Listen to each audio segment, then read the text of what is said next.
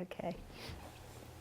So, I was saying before, we can't go into all the details about the Buddha, Dharma, Sangha just in Bodhisattva Breakfast Corner, but I really encourage people to study the Lamrim texts and also texts like Ornament of Clear Realizations, because that gives you a lot of information about that.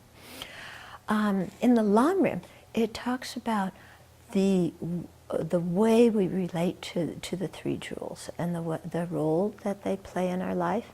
And the analogy is given of a doctor, medicine, and a nurse. And guess who's the sick person? Okay, so we're the sick person. Okay, we go to the doctor, who's the Buddha. Yeah, the Buddha runs some tests. Actually, he knows already that our disease is ignorance, anger, attachment, self-centeredness, in short, the afflictive and cognitive obscuration. So that's the disease that we're suffering from. And the Buddha then prescribes the medicine of the Dharma. So the Dharma is the medicine. The Dharma is what's actually going to cure us. Yeah? And then the Sangha are like nurses that help us to remember how to take the medicine.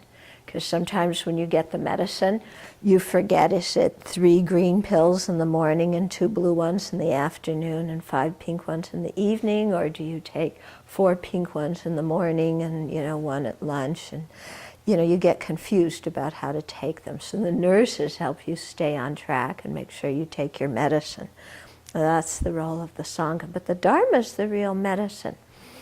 Now the thing is, if you go to a pharmacy and you get the medicine and you bring it home and you have your medicine chest full of all different kinds of medicines, okay, like all the medicines for all the 84,000 afflictions. But when you're sick, you don't take any of them. Then what happens? You don't get well. If when you're sick you don't even go in the bathroom to get the medicines because you don't even remember you have them. That's like us. Sometimes we're in the middle of anger or jealousy or whatever. We don't even think of the Dharma. It's the furthest thing from our mind. Or sometimes you go in the bathroom and you look at the medicines and you just look. Yeah, but you don't take any of them.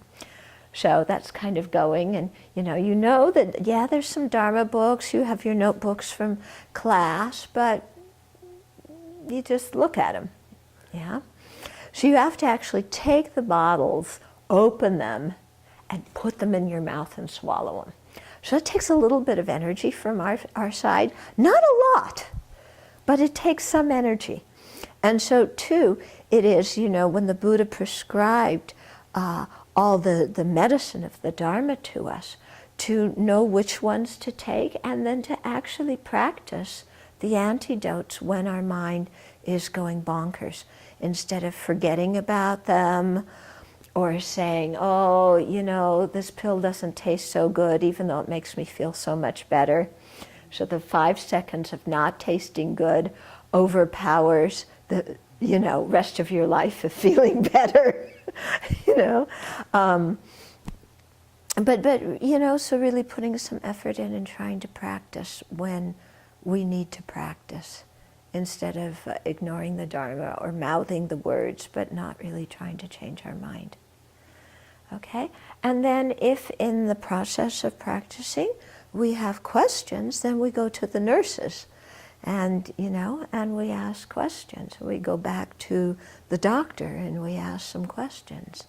And in that process, then we learn more about our own disease and how to treat it, so that we actually, at the end, learned how to become a doctor to our own mind.